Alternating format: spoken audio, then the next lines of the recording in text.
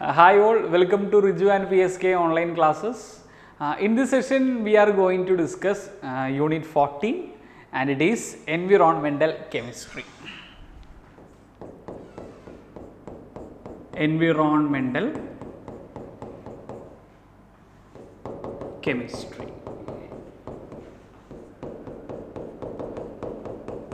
And this is your last chapter. Class 11 last chapter ആണ് environmental chemistry എന്ന് പറയുന്നത്. അപ്പോൾ ഈ ചാപ്റ്റർ പഠിച്ച് കഴിയുമ്പോൾ നമുക്ക് ലഭിക്കേണ്ട അല്ലെങ്കിൽ ഈ ചാപ്റ്റർ കൊണ്ട് NCERT ഉദ്ദേശിക്കുന്ന കുറച്ച് ഒബ്ജക്റ്റീവ്സ് ഉണ്ട്. വളരെ ഈസി ചാപ്റ്ററാണ്, ജസ്റ്റ് ഓർത്തിരിക്കാനുള്ള കുറേ ഡാറ്റാസ് ഇതിനകത്ത് പറയും. Something related with pollutant, then അറ്റ്മോസ്ഫിയറുള്ള പൊല്യൂട്ടൻറ്റിൻ്റെ ഓരോ ലിമിറ്റുകൾ, അത്തരം കാര്യങ്ങളാണ് നമ്മൾ ഇതിനകത്ത് പഠിക്കുന്നത്. കോൺസെപ്റ്റ് വൈസ് കാര്യങ്ങളൊന്നും തന്നെ ഇല്ല. ഓർമ്മ ശക്തിയുള്ളവർക്ക് ബെസ്റ്റാണ് ഈ ചാപ്റ്റർ എൻവിറോൺമെൻറ്റൽ കെമിസ്ട്രി. അപ്പോൾ ഈ ചാപ്റ്ററിൽ നമ്മൾ മെയിനായിട്ട് ഡിസ്കസ് ചെയ്യുന്ന കുറച്ച് പോയിന്റുകളുണ്ട്. അതിൽ ആദ്യത്തെ പോയിന്റ് എന്ന് പറയുന്നത് we will define what is environment. First we will see what is environment. അതിനുശേഷം we will see atmospheric pollution. We will see atmospheric pollution or environmental pollution. That's the correct word. Pollution പറ്റി നമ്മൾ discuss ചെയ്യും. After discussing this pollution, we will see most important phenomena, that is global warming and greenhouse effect. Global warming, greenhouse effect. Greenhouse effect. Then we will see ozone layer depletion.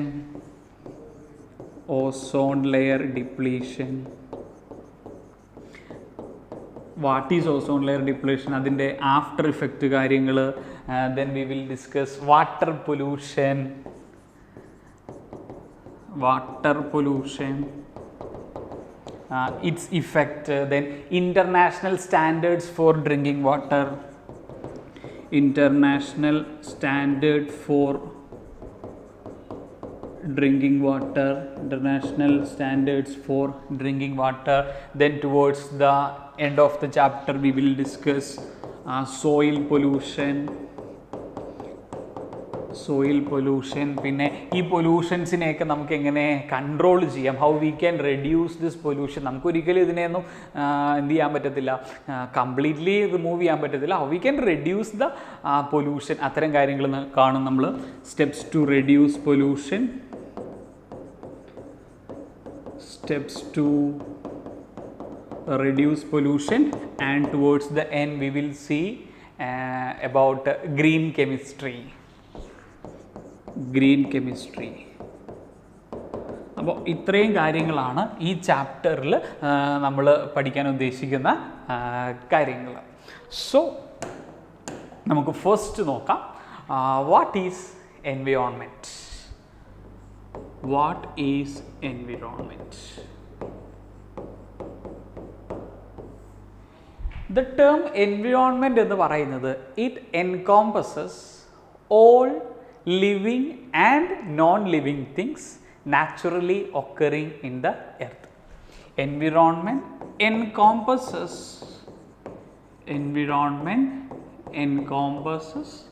all living and non-living things occur naturally on the earth. That is environment. And environmental chemistry,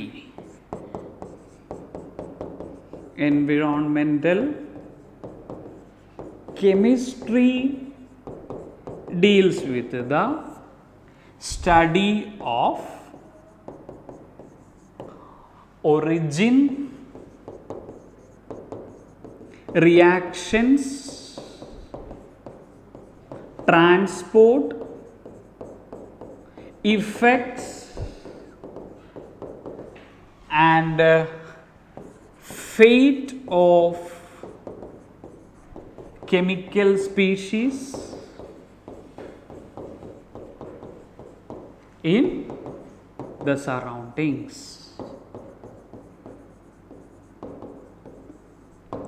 So that is what environmental chemistry. Origin, ORIGIN, origin. എങ്ങനെയാണ് ഒരു particular chemical സ്പീഷീസിൻ്റെ originate ചെയ്യുന്നത് എങ്ങനെയാണ്, then അതിൻ്റെ reactions, transport, how it is transporting, then effect, എന്ത് ഇഫക്റ്റാണ് അത് produce ചെയ്യുന്നത്, then we will see the fate, എങ്ങനെയാണ് ആ കെമിക്കൽ സ്പീഷീസ് എർത്തിൽ നിന്ന് പോകുന്നത്, അല്ലെങ്കിൽ അതിൻ്റെ ടെർമിനൽ പൊസിഷൻസ് എങ്ങനെയായിരിക്കും, അതിൻ്റെ അവസാനം എങ്ങനെയായിരിക്കും, ഇത്തരം കാര്യങ്ങളാണ് നമ്മൾ എൻവിറോൺമെൻറ്റൽ കെമിസ്ട്രിയിൽ നമ്മൾ ഡിസ്കസ് ചെയ്യുന്നത്. Now what is pollution? What is pollution?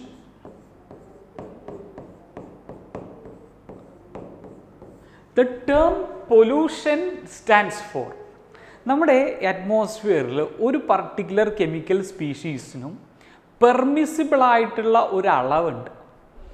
If that value exceeds, ഇപ്പോൾ സപ്പോസ് സൾഫർ ഡയോക്സൈഡ്സ് ഒരു പൊല്യൂട്ടൻ്റ് ആണ്.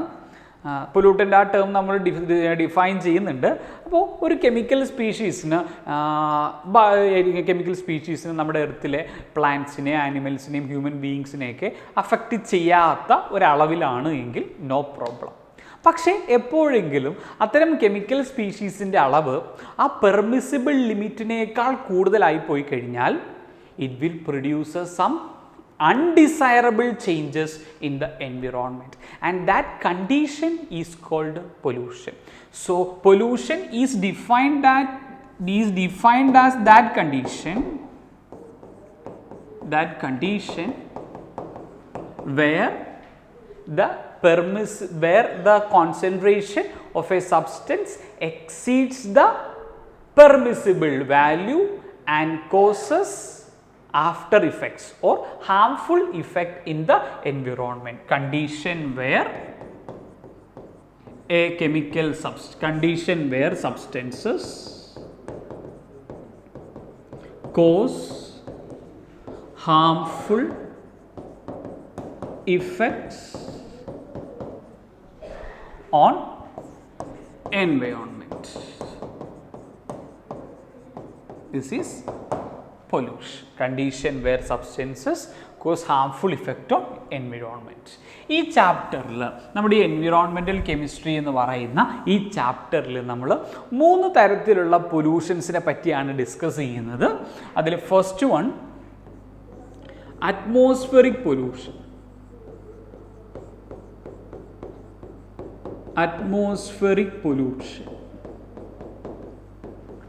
രണ്ടാമത്തത് വാട്ടർ പൊല്യൂഷൻ.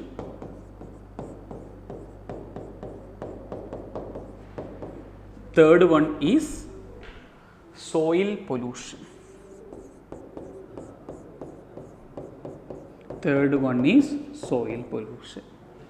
അറ്റ്മോസ്ഫിയറിക് പൊല്യൂഷനിൽ നമ്മൾ 2 തരത്തിലുള്ള പൊല്യൂഷൻസ് കാണും. വൺ ഈസ് ട്രോപ്പോസ്ഫെറിക് പൊല്യൂഷൻ,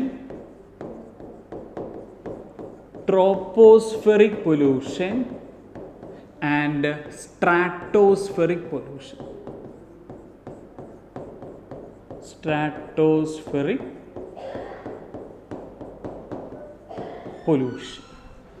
ഈ ട്രോപ്പോസ്ഫെറിക് പൊല്യൂഷൻ എന്ന് പറയുന്ന ആ ഒരു ടോപ്പിക്കിന് താഴെയാണ് നമ്മൾ പൊല്യൂട്ടൻസിനെ പറ്റി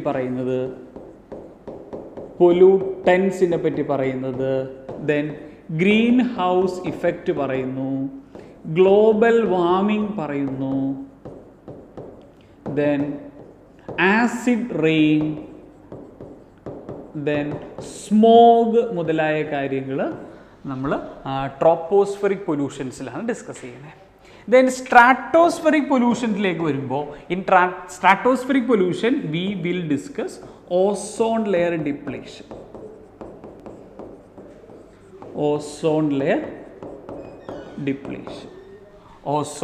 ഡിപ്ലീഷൻ. നമുക്കറിയാം ഈ അറ്റ്മോസ്ഫിയർ എന്ന് പറയുന്നത് ഒരൊറ്റ ലെയറൊന്നുമല്ല, ഒരുപാട് ലെയർ ആയിട്ടാണ് കിടക്കുന്നത് അല്ലേ. എർത്തിനെ സറൗണ്ട് ചെയ്ത് ഒരുപാട് ലേയേഴ്സ് ഉണ്ട്. അതിലേറ്റവും തൊട്ടടുത്ത് കിടക്കുന്നതാണ് troposphere, then stratosphere, mesosphere, thermosphere, ionosphere എന്ന് പറയുന്ന ഒരുപാട് ലെയേഴ്സുകളുണ്ട്. പക്ഷെ നമ്മളെ സംബന്ധിച്ചിടത്തോളം എർത്തുമായിട്ട് അല്ലെങ്കിൽ ഹ്യൂമൻ ബീയിങ്സുമായിട്ട് ഏറ്റവും അടുത്ത് കിടക്കുന്ന ലെയർ എന്ന് പറയുന്നത് ട്രോപ്പോസ്ഫിയർ ആണ്. അപ്പോൾ ഈ ട്രോപ്പോസ്ഫിയറിൽ എന്തെങ്കിലും തരത്തിലുള്ള പൊല്യൂഷൻസ് ഉണ്ടായിക്കഴിഞ്ഞാൽ that will definitely affect us. That's why we are more concentrating on the pollutions that occur in troposphere and stratosphere. ഇതിൽ പറഞ്ഞിരിക്കുന്ന കാര്യങ്ങൾ നമ്മൾ ഡീറ്റെയിൽ ആയിട്ട് ഡിസ്കസ് ചെയ്യും കേട്ടോ. In water pollution we are discussing about industrial waste നെ പറ്റി പറയുന്നുണ്ട്. Then pathogens, then chemical waste നെ പറ്റി പറയുന്നുണ്ട്. Then in the last topic soil pollution, we will see the industrial waste here also, industrial pollution, then deforestation,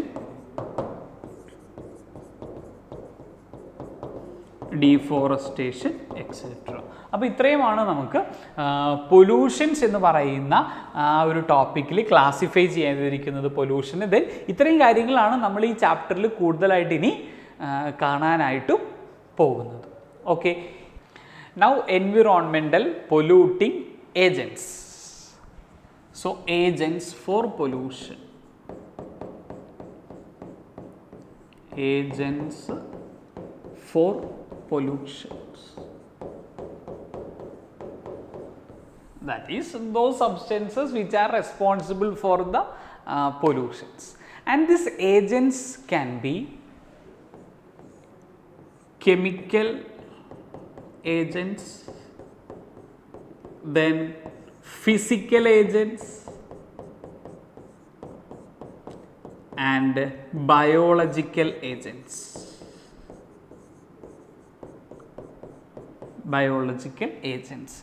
Chemical agents that are responsible for this pollution എന്ന് പറഞ്ഞാൽ നമ്മുടെ മനസ്സിൽ ആദ്യം വരേണ്ടത് gases, then pesticides, then particulates, etc. We will have a discussion on what is particulates, so don't worry.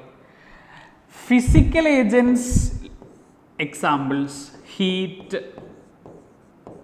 noise, then radiations are all examples for physical agents that is responsible for pollution. Biological agents like microorganisms. ചില pollutions micro organism മൂലവും ഉണ്ടാകാം. So microorganism is also an agent that can be biological agent എന്നുള്ള രീതിയിൽ നമുക്കതിനെ classify ചെയ്യാനും പറ്റും. So these are the various agents responsible for pollution. ഇനി environmental പൊല്യൂഷനുമായിട്ട് ബന്ധപ്പെട്ട് നമ്മൾ കുറച്ച് ടേംസ് ഫെമിലിയർ ആയിരിക്കാം. അതിൽ ആദ്യത്തെ ടേം ആണ് pollutant, then contaminant, then source, sink, receptors, then threshold limit.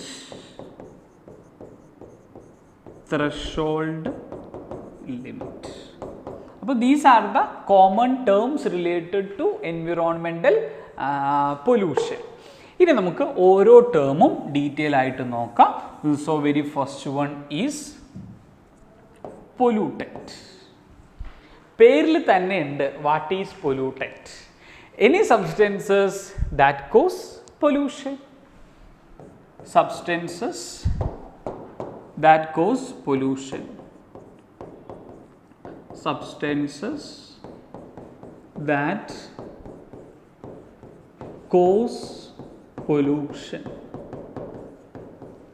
വേറൊരു പ്രത്യേകത ഉള്ളത്, ഈ പൊല്യൂട്ടൻസ് രണ്ട് രീതിയിൽ നമ്മുടെ എൻവിറോൺമെൻറ്റിൽ ഉണ്ടാവാം. ഒന്ന് by naturally or by humans. Naturally or by human activity.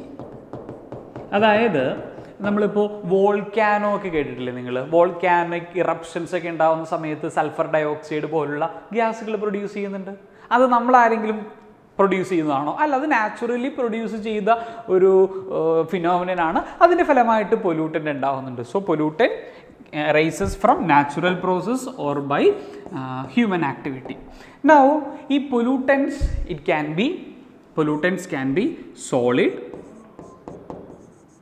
liquid or gaseous substance.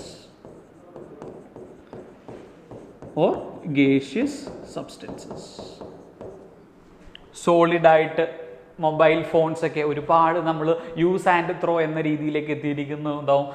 ലാപ്ടോപ്പുകൾ, ഇലക്ട്രോണിക് ഡിവൈസസ് ജനറലി അതെല്ലാം സോളിഡാണ്. Liquid process prepare atmospheric gaseous substances.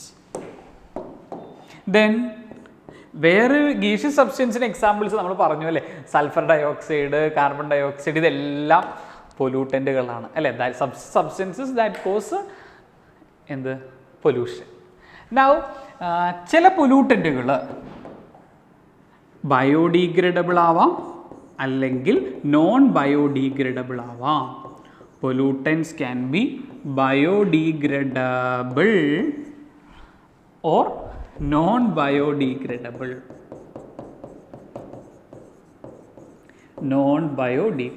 അത് എക്സ്പ്ലനേഷൻ വേണ്ട ആവശ്യമില്ല എന്ന് തോന്നുന്നു. Biodegradable pollutant readily decomposes by the microorganisms, and non-biodegradable substances will remain in the environment for large amount of time or over a long period of time, and that substances pose a great threat to the environment. So these are the various things that you need to bear in your mind when you ask to write what is pollutant. പൊല്യൂട്ടൻറ്റിന് ശേഷം നമ്മൾ അറിയേണ്ട ഒരു വാക്ക് ഏതായിരുന്നു? It was contaminant.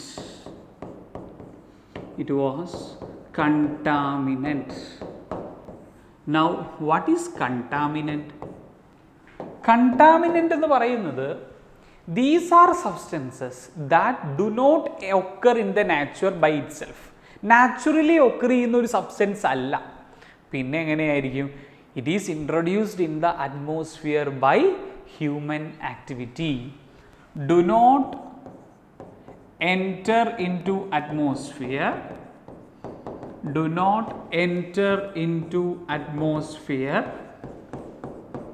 naturally, but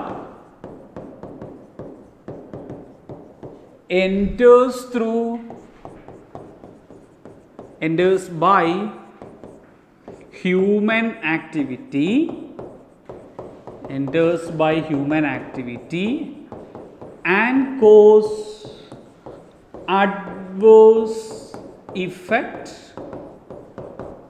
on plants, animals and human beings. അതിനെയാണ് നമ്മൾ contaminants എന്ന് വിളിക്കുന്നത്. പൊല്യൂട്ടൻറ്റിനെ പോലെ കണ്ടാമിനൻ്റ് അത്രയ്ക്ക് ഹാംഫുൾ അല്ല. Not that harmful as compared to pollutants.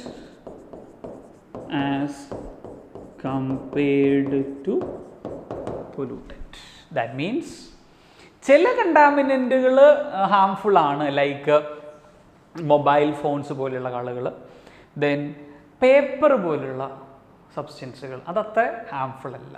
അപ്പോൾ it is not that harmful as compared to pollutant. Now third term it is source.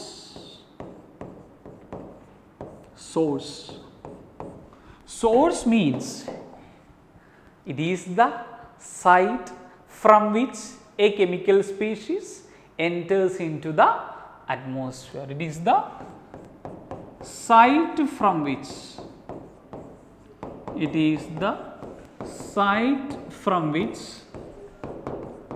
a chemical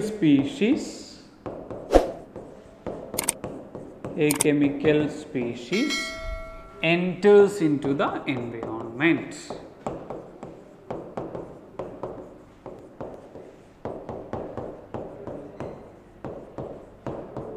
Okay.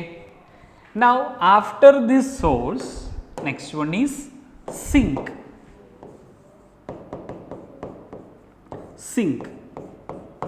Zinc എന്ന് പറയുന്നത് ഏറ്റവും ഇമ്പോർട്ടൻ്റ് ആയിട്ടുള്ള അറ്റ്മോസ്ഫിയറിക് പൊല്യൂഷൻ അല്ലെങ്കിൽ എൻവിറോൺമെൻറ്റൽ പൊല്യൂഷൻ പറയുമ്പോൾ ഏറ്റവും important ആയിട്ട് നമ്മൾ അറിഞ്ഞിരിക്കേണ്ട ഒരു ടേമാണ് സിങ്ക് എന്ന് പറയുന്നത്. അറ്റ്മോസ്ഫിയറിൽ ഒരുപാട് പൊല്യൂട്ടൻ്റ് ഉണ്ട് എന്ന് പറഞ്ഞു. ഈ പൊല്യൂട്ടൻറ്റിനെ അറ്റ്മോസ്ഫിയറിൽ നിന്ന് റിമൂവ് ചെയ്യുന്ന മെറ്റീരിയൽ അല്ലെങ്കിൽ മീഡിയത്തിനെ വിളിക്കുന്ന പേരാണ് സിങ്ക് എന്ന് പറയുന്നത്. Sink is the medium or material that removes pollutant from atmosphere.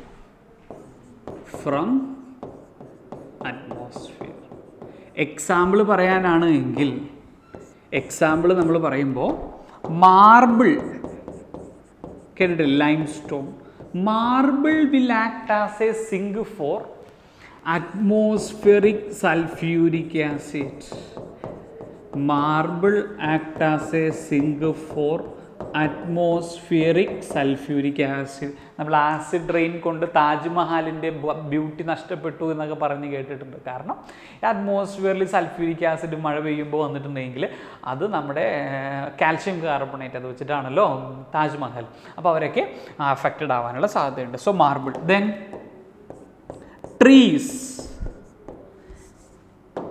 Trees are the sink for carbon dioxide. Trees are the sink for carbon dioxide. Then comes ocean. Ocean will act as a sink for carbon dioxide and other water soluble gases.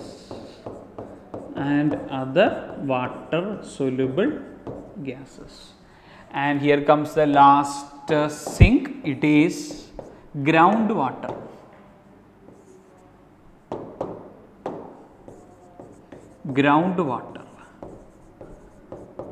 Groundwater will act as a sink for pesticides.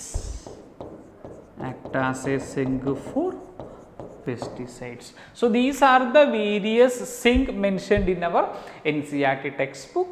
Now one more term is remaining when you discuss atmospheric pollution, and it is threshold limit. Threshold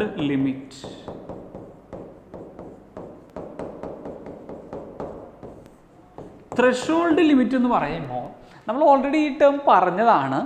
അതായത് നമ്മുടെ അറ്റ്മോസ്ഫിയറിൽ ഒരു particular സബ്സ്റ്റൻസിൻ്റെ concentration അതിൽ അനുവദിച്ചിരിക്കുന്ന ഒരു ലെവലുണ്ട്. ആ ലെവലിനെയാണ് നമ്മൾ എന്ത് വിളിക്കുന്നത്? Threshold limit എന്ന് പറയുന്നത്. So it is the permissible limit of A chemical species that do not cause any adverse effect on human beings. It is the permissible limit.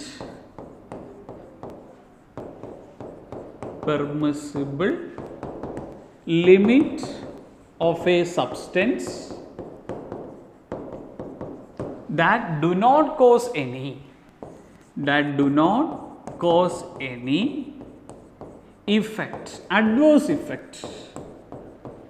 adverse effect on environment. നിങ്ങൾ പല സ്ഥലത്ത് പോകുമ്പോൾ അവിടെ electronic സ്ക്രീനുകൾ കാണാൻ പറ്റും. ഇപ്പോൾ മെട്രോപൊളിറ്റൻ സിറ്റീസിൽ അല്ലെങ്കിൽ Vyttila mobility ഹബ്ബില്ലേ അവിടെയൊക്കെ പോയി കഴിയുമ്പോൾ നിങ്ങൾക്കൊരു വലിയ സ്ക്രീൻ കാണാൻ പറ്റും. ഇലക്ട്രോണിക് സ്ക്രീനാണ്. അപ്പോൾ ആ സ്ക്രീനിൽ ഓരോ അറ്റ്മോസ്ഫിയറിക് ഗ്യാസിൻ്റെ പെർമിസിബിൾ ലിമിറ്റും ആ വൈറ്റില മൊബിലിറ്റി ഹബ്ബിൽ ആ പർട്ടിക്കുലർ സമയത്ത് ഈ പറയുന്ന ഗ്യാസുകളുടെ ലിമിറ്റ് നിങ്ങൾക്ക് കാണാനായിട്ട് പറ്റും. അപ്പോൾ നിങ്ങൾക്ക് കമ്പയർ ചെയ്യാൻ പറ്റും whether the air that we are breathing is safe എന്നുള്ള കാര്യങ്ങൾ അറിയാൻ പറ്റും. അപ്പോൾ എങ്ങനെ ഈ ത്രെഷോൾഡ് ലിമിറ്റ് നമ്മൾ കണ്ടുപിടിച്ച് വെക്കും? It can be determined by threshold limit can be TL stands for threshold limit.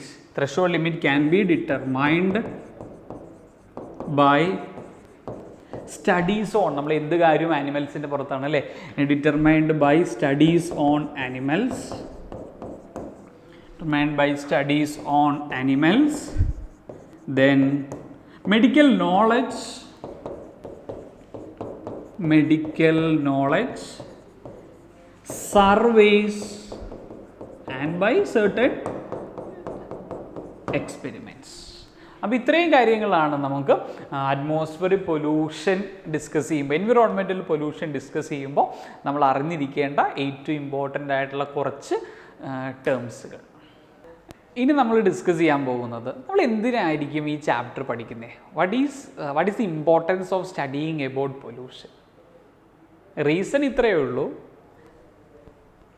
ഒരു പൊല്യൂട്ടൻറ്റിൻ്റെ അളവ് ഫുഡിൽ വരുന്നതിനേക്കാളും കൂടുതൽ ഇഫക്റ്റ് ആ പൊല്യൂട്ടൻ്റ് എയറിൽ വന്നിട്ടുണ്ട് എങ്കിൽ നമുക്ക് ഇഫക്റ്റ് പ്രൊഡ്യൂസ് ചെയ്യും.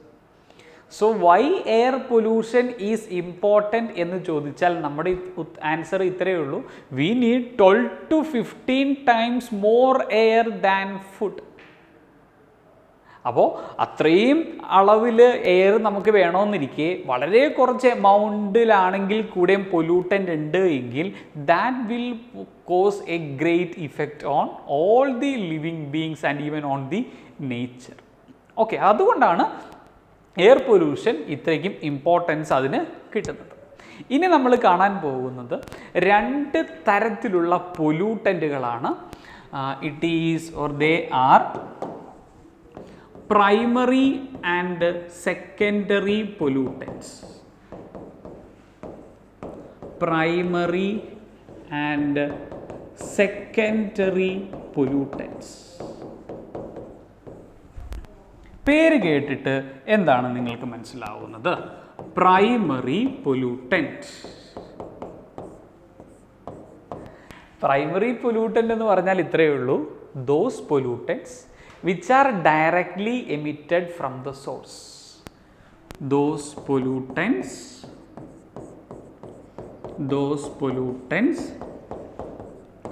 which are directly emitted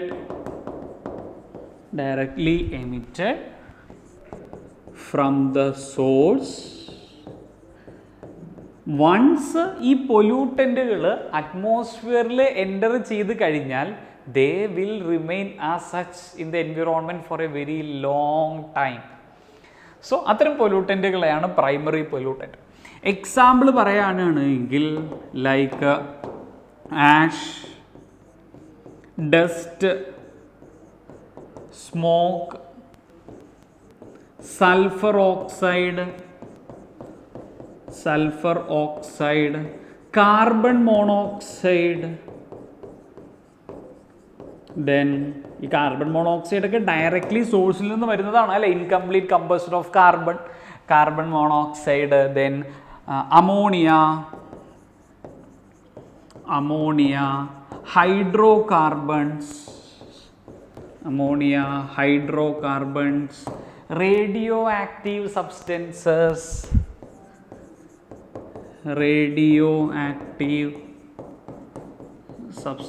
These are few examples of primary pollutant that directly emitted from the source. Now secondary. ഇപ്പോൾ പ്രൈമറിയുടെ ഒരു ഐഡിയ കിട്ടിയെങ്കിൽ you can simply predict what is secondary. Secondary pollutant means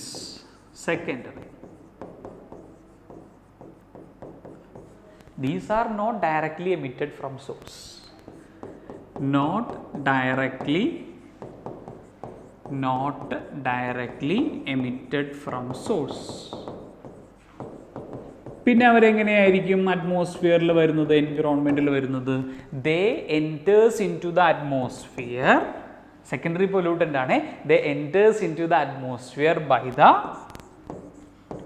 combination between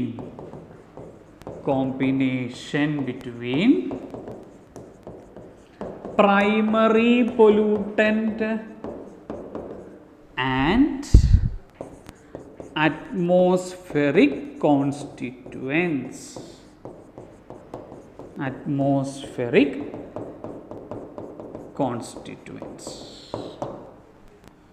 directly emit ചെയ്താൽ primary, directly emitted ആയ primary പൊല്യൂട്ടൻറ്റും already അറ്റ്മോസ്ഫിയറിലുള്ള contaminants അല്ലെങ്കിൽ കോൺസ്റ്റിറ്റ്യൂവൻറ്റുകളുമായിട്ട് combine ചെയ്ത് പ്രൊഡ്യൂസ് ചെയ്യപ്പെടുന്ന പൊല്യൂട്ടൻറ്റുകളെ വിളിക്കുന്ന പേരാണ് സെക്കൻഡറി പൊല്യൂട്ടൻറ്റ്. നമ്മൾ എക്സാമ്പിൾ നോക്കാം. ഇനി example sulphur dioxide, carbon dioxide, ozone, ഇവരെല്ലാം സെക്കൻഡറി പൊല്യൂട്ടൻ്റ് ആണ്. Then nitrogen dioxide NO2, these are secondary pollutant.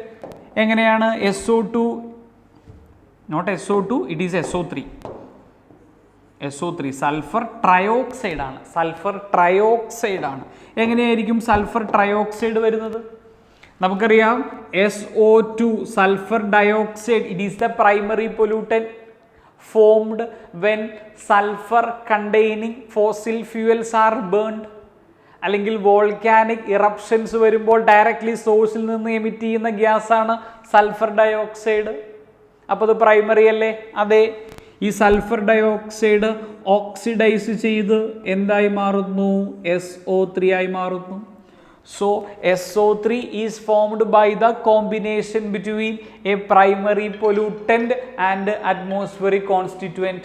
അപ്പോൾ SO3 പ്രൊഡ്യൂസ് ചെയ്തത് ബാലൻസ് ചെയ്തിട്ടുള്ള equation. Then NO2, NO combines with O2 to forms NO2. Then ozone എങ്ങനെയാ? Oxygen in the presence of sunlight or UV radiation, O plus O free radicals, and this free radical combined with oxygen to form ozone. So that's about secondary pollutant. If the source is directly emitted from the if a substance is directly emitted from the source, then it is considered to be a primary pollutant. And if the pollutant is not directly emitted from the source, rather it produced from the combination between primary pollutant and a atmospheric constant, is said to be secondary pollutant. Okay. Now ഇനി നമുക്ക് discuss ചെയ്യാനുള്ളത് അറ്റ്മോസ്ഫിയറിനെ പറ്റി ഒന്ന് discuss ചെയ്യാം.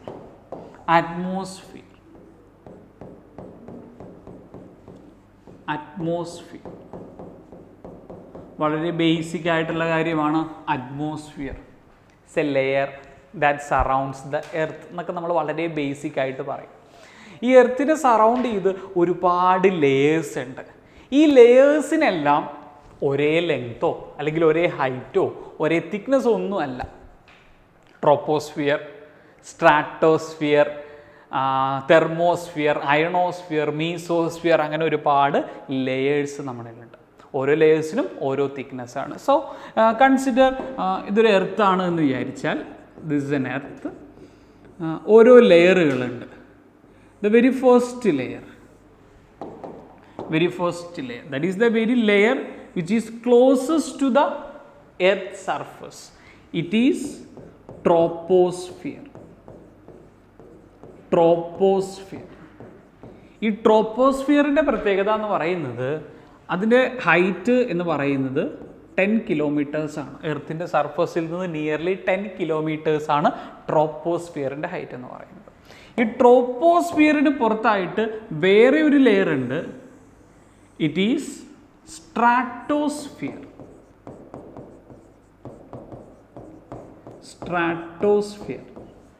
It extends to an height of 50 kilometers. 50 kilometers. ഇതിന് പുറത്ത് ഒരുപാട് layers ഉണ്ട്. തൽക്കാലം നമ്മുടെ സിലബസിൽ ഇത് രണ്ടുമാണ് പറയുന്നത്. കാരണം ഈ 2 ലെയേഴ്സുമാണ് എർത്തുമായിട്ട് കൂടുതൽ അടുത്തിരിക്കുന്നത്. അപ്പോൾ ഇവിടെ എന്തെങ്കിലും പൊല്യൂഷൻസ് ഉണ്ടായാൽ, ട്രോപ്പോസ്ഫിയറിൽ എന്തെങ്കിലും പൊല്യൂഷനോ സ്ട്രാറ്റോസ്ഫിയറിൽ എന്തെങ്കിലും പൊല്യൂഷനോ ഉണ്ടായാൽ എന്തായാലും അത് എർത്തിലുള്ള ആളുകളെ ബാധിക്കും. ഇനി ഈ ട്രോപ്പോസ്ഫിയർ പഠിക്കുമ്പോൾ ട്രോപ്പോസ്ഫിയർ ആ ഒരു ലെയറിൻ്റെ ഒരു പ്രത്യേകത പറഞ്ഞു ഓൾറെഡി. ഹൈറ്റ് 10 കിലോമീറ്റേഴ്സ് വരെ ഉണ്ട് എന്ന് പറഞ്ഞു.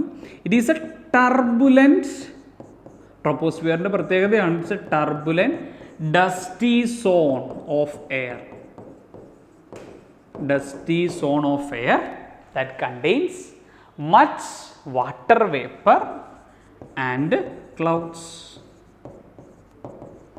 Water vapor പിന്നെ ക്ലൗഡ് ഉണ്ടാവുന്നുണ്ട്. ഈ ട്രോപ്പോസ്ഫിയറിൻ്റെ പ്രത്യേകതയാണ് ഇവിടെ മച്ച് എയർ മൂവ്മെൻറ്റ് വളരെ സ്ട്രോങ് ആയിരിക്കും.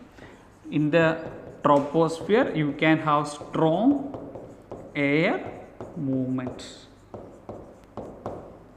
Strong air movement. ഇവിടെയാണ് ക്ലൗഡ് ഫോർമേഷൻ ഒക്കെ നടക്കുന്നത്. ക്ലൗഡ് ഫോർമേഷൻ ട്രോപ്പോസ്ഫിയറിലാണ്. ഇനി സ്ട്രാറ്റോസ്ഫിയറിലേക്ക് പോയാൽ, സ്ട്രാറ്റോസ്ഫിയറിൽ മെയിനായിട്ട് വരുന്നത് ഡൈനൈട്രജൻ, ഡൈ ഓക്സിജൻ മുതലായ ഗ്യാസുകളാണ്. വേറെ ഏറ്റവും ഇമ്പോർട്ടൻ്റ് ആയിട്ടുള്ള ഒരാൾ അവിടെ വരുന്നത് ഏതാണ്? ഓസോൺ. ഓസോൺ ലെയർ ഒക്കെ സ്ട്രാറ്റോസ്ഫിയറിലാണ് കാണുന്നത്. അപ്പോൾ ഈ സ്ട്രാറ്റോസ്ഫിയറിൽ ഈ ഓസോൺ ലെയർ ഉള്ളത് കൊണ്ട് തന്നെ ഓസോൺ ലെയർ ഫോർമേഷനൊക്കെ സ്ട്രാറ്റോസ്ഫിയറിലാണ് നടക്കുന്നത്. അപ്പോൾ ഓസോൺ ലെയറിൻ്റെ പ്രത്യേകത നിങ്ങൾക്കറിയാം, it protects, it prevents the radiations അല്ലേ. ഏകദേശം 99.95% സണ്ണിൽ നിന്ന് വരുന്ന റേഡിയേഷനെ പ്രിവെൻറ്റ് ചെയ്യുന്നു.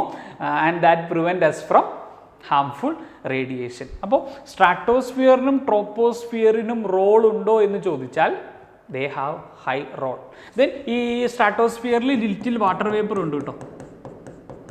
Little water vapours are also present in stratosphere. Then ട്രോപ്പോസ്ഫിയറിൽ ഒരു ഇമ്പോർട്ടൻ്റ് ആളും കൂടിയുണ്ട്, carbon dye oxide.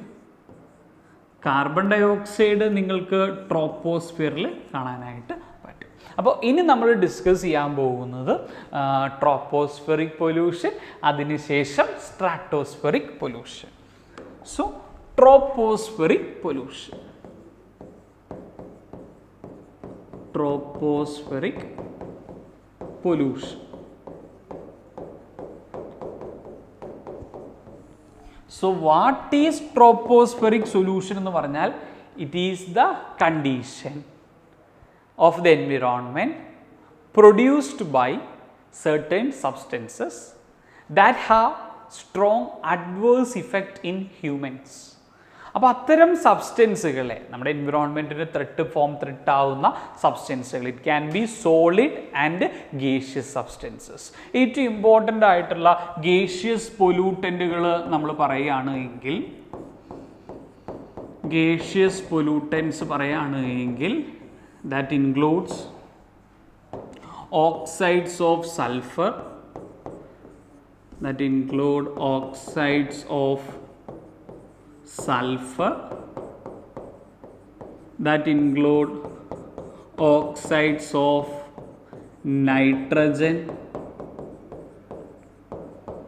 that includes oxides of carbon, then hydrogen sulfides, ozone, hydrocarbons, ഇവരെല്ലാവരും ഗേഷ്യസ് ആയിട്ടുള്ള പൊല്യൂട്ടൻറ്റുകളാണ്. On the other hand particulate pollutants, on the other hand particulate pollutants.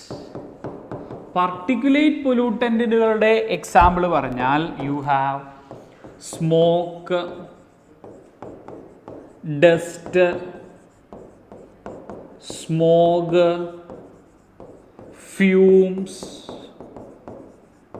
then radioactive substances.